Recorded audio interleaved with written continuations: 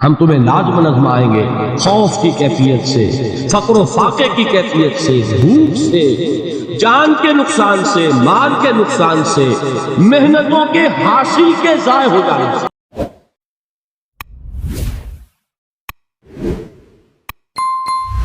بسم اللہ الرحمن الرحیم۔ وَنَقْصٍ مِّنَ الْأَمْوَالِ وَالْأَنفُسِ وَالثَّمَرَاتِ، سب محنت صبح و شاموں کی اب کے بھی اکارت جائے گی۔ دھرتی کے کونوں کھدروں میں پھر اپنے لہو کی کھاد بھرو، پھر مٹی سینچو اشکوں سے، پھر اگلی رت کی فکر کرو، پھر اگلی رت کی فکر کرو جب پھر ایک بار اجڑنا ہے۔ ایک فصل پکی تو بھر پایا، تب تک تو یہی کچھ کرتا، ایک مقصد ہے صاحب، انقلاب برپا کر رہا، ایک کوشش ناکام ہو جائے کوئی پرواہ نہیں، پھر تیار رہو ناکامی کے لیے۔ ایسا نہ ہو جو انگریزی میں کہتے ہیں hope for the best but be prepared for the worst۔ ایسا نہ ہو کہ دوسری مرتبہ ناکام ہو کے بددل ہو جاؤ، تمہاری ہمتیں جواب دے جائیں، نہیں، پہلے سے تیار رہو کہ دوسری مرتبہ بھی ناکامی آئے تو آئے، لیکن جب تک کہ کامیابی حاصل نہیں ہوتی ہمیں یہ کام کیے دیجیے۔ دیکھیے سیرت میں آیا کہ نہیں یہ واقعہ؟ بدر میں مسلمانوں کو فتح ہوئی تو احد میں زک پہنچی کہ نہیں؟ 70 صحابہ شہید ہوئے کہ نہیں؟ اگر ان کی ہمتیں جواب دے جاتی تو گاڑی کیسے چلتی آتی؟ تو فرمایا وَلَنَبْلُوَنَّكُمْ بِشَيْءٍ مِّنَ الْخَوْفِ وَالْجُوعِ وَنَقْصٍ مِّنَ الْأَمْوَالِ وَالْأَنفُسِ وَالثَّمَرَاتِ، ہم تمہیں لازم آزمائیں گے خوف کی کیفیت سے، فقر و فاقے کی کیفیت سے، بھوک سے، جان کے نقصان سے، مال کے نقصان سے، محنتوں کے حاصل کے ضائع ہو جانے سے۔ وَبَشِّرِ الصَّابِرِينَ، اور اے نبی بشارت دیجئے صبر کرنے والوں، الَّذِينَ إِذَا أَصَابَتْهُمْ مُصِيبَةٌ، وہ کہ جب ان پر کوئی تکلیف آئے، کوئی مصیبت آئے، کوئی آزمائش آئے، قَالُوا إِنَّا لِلَّهِ وَإِنَّا إِلَيْهِ رَاجِعُونَ، وہ یہ کہیں کہ ہم اللہ ہی کے ہیں، اللہ ہی کی طرف لوٹ جانا۔ یہ وہی انداز ہے جو میں نے فارسی کا شعر سنایا تھا آپ کو کہ سر تسلیم خم ہے جو مزاج یاد، وہ ہمارا مولا ہے، ہمارا آقا، اگر اسے یہی منظور ہے تو ہمیں بھی یہی منظور۔ میں نے تسلیم و رضا کی بات کی تھی نا، آپ کو کچھ شعر سنائے تھے، ایک شعر اور سنیے، اور یہ کس کا ہے؟ محمد علی جوہر کا۔ ایک مرتبہ جیل گئے، ان کی ایک بیٹی جوان بیمار ہوئی، فوت ہو گئی، باہر چھوڑا انگریز نے، جاؤ بھائی دفن کر دو بیٹی۔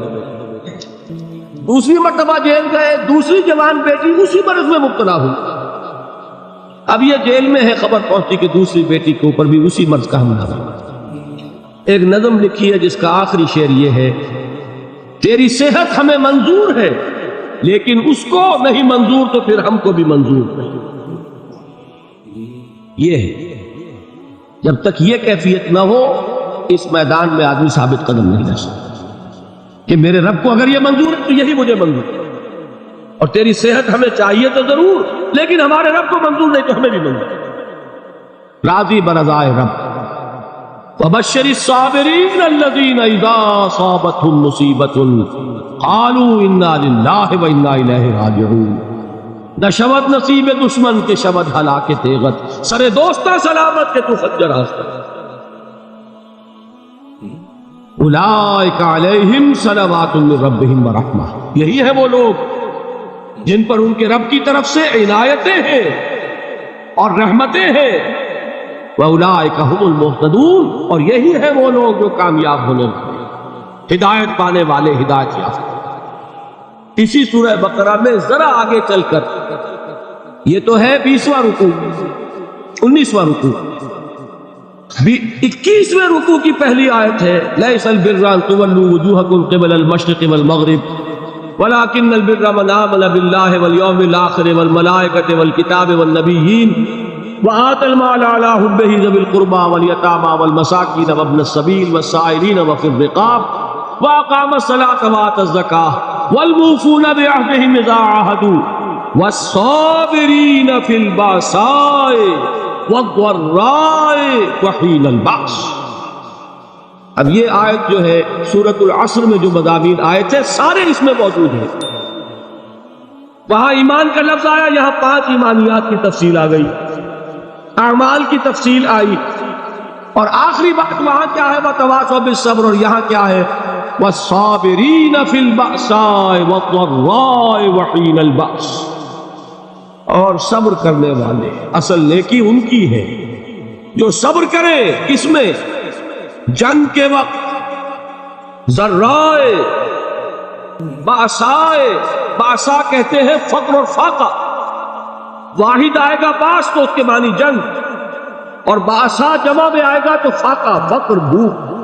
اور ذرائے جسمانی تکلیف، ضرر، جسمانی تکلیفوں میں صبر کرنے والے، فقر اور فاقے میں صبر کرنے والے، اور جنگ کے وقت صبر کرنے والے. اولئک الذین صدقوا واولئک هم المتقون، یہ ہے وہ لوگ جو صبر کرنے والے ہیں، یہ ہے جو سچے ہیں، جو اپنے دعوے میں نیکی کے اور ایمان کے ثابت ہیں، اور یہی وہ لوگ ہیں جو متقی. اگلی سورت ہے سورہ آل عمران، اس میں 2 لفظ آئے ہیں آخری آیت، یا ایھا الذین آمنوا اصبروا وصابروا ورابطوا واتقوا اللہ لعلکم تفلحون. دیکھیے یہاں صبر اور صابر جو تعلق جہد اور جہاد کا ہے وہی ہے صبر اور مصابرت. صبر ایک طرفہ عمل ہے، آپ جھیل رہے ہیں، برداشت کر رہے ہیں. صبر علی المعصیہ، صبر علی الطاعہ، صبر علی الابتلاء، یہ سب کیا ہے؟ صبر. اور مصابرت کیا ہے؟ صبر کا صبر سے مقابلہ. یہ سورہ آل عمران اب وقت نہیں ہے، میں آپ کو سناتا اللہ تعالیٰ نے کیسے کیسے مسلمانوں سے کہا. مسلمانوں تمہیں زک پہنچی ہے تو انہیں بھی تو پہنچی تھی. ان کے 70 نہیں مارے گئے تھے بدر میں؟ ان کے حوصلے جو ہیں وہ تو پست نہیں ہوئے، وہ اگلے سال آ گئے تم پر چڑھائی کر کے. تم کیوں اتنا برا مان رہے ہو؟ تمہارے دل اتنے زخمی کیوں ہو گئے؟ تمہیں تکلیف پہنچی ہے تو انہیں بھی پہنچتی ہے. اپنی غیرت جو ہے ہمیں ذرا اس کا جائزہ لینا چاہیے. لوگ باطل نظریات کے لیے کتنی قربانیاں دے رہے ہیں، لوگ باطل چیزوں کے فروغ کے لیے کتنی محنتیں کر رہے ہیں. جیسا کہ میں نے ابھی کہا تھا، اسی غیرت کو چیلنج کرنے کے لیے، ذرا آپ کی حمیت دینی کو جوش دلانے کے لیے. قادیانی نوجوان کتنی تعداد میں اپنے آپ کو دین کے لیے وقف کرتا ہے، اور آپ کتنے نوجوان ہیں جو اپنے آپ کو دین کے لیے وقف کرتے ہیں، اور ہوں وہ کھاتے پیتے گھرانوں کے لوگ. یہ نہیں ہے کہ اگر کوئی اور کام نہیں کر سکتا تو پھر یہ ہے کہ وہ دین کے کام میں لگ جائے.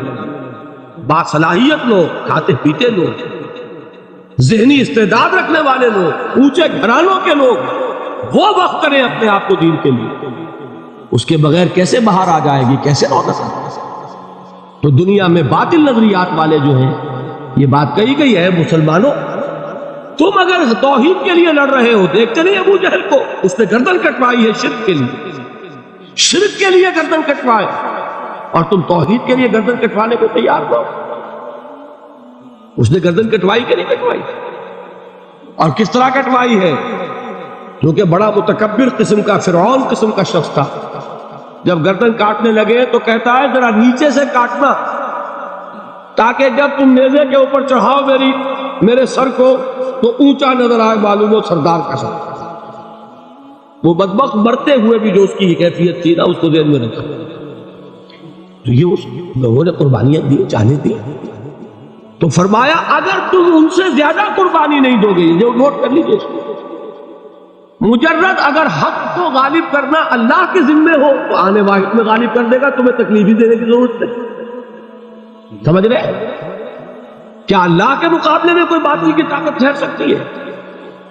یہ تمہارے ایمان کا امتحان ہے، یہ تمہارے خلوص کی آزمائش ہے، یہ تمہارے امتحان کا ثبوت درکار ہے کہ اللہ تعالیٰ دیکھنا چاہتا ہے تم اس کے لیے اپنی جانیں قربان کرنے کو تیار ہو کہ نہیں، تم اس کے لیے تلمن دن لگانے کو تیار ہو کہ نہیں. اور یہ جان لو کہ اگر کفار اور مشرکین اور ملحدین اور باطل نظریات والے وہ جو کچھ قربانیاں اپنے باطل نظریات کے لیے دے رہے ہیں ان سے زیادہ اگر تم نہیں دو گے تو حق غالب نہیں ہوگا۔ انہوں نے جو صبر کیا ہے اپنے باطل نظریات پر، اگر تم اس سے زیادہ صبر کا ثبوت نہیں دو گے اپنے اس حق پر تو حق غالب نہیں ہوگا۔ اس لیے فرمایا یا ایھا الذین آمنوا اصبروا وصابروا، نہ صرف یہ کہ صبر کرو بلکہ صبر میں اپنے دشمنوں سے آگے نکلو، ان کے صبر سے بڑھ کر صبر کرو۔ وَرَابِطُوا، مرابطہ کہتے ہیں چوکس رہنا، ہوشیار، پہرا دو، ایسا نہ ہو کہ دشمن جو ہے غفلت میں تمہارے اوپر کوئی حملہ جو ہے کر بیٹھے۔ وَاتَّقُوا اللَّهَ، اور اللہ کا تقوی اختیار کرو، لعلکم تفلحون، تاکہ تم فلاح پاؤ۔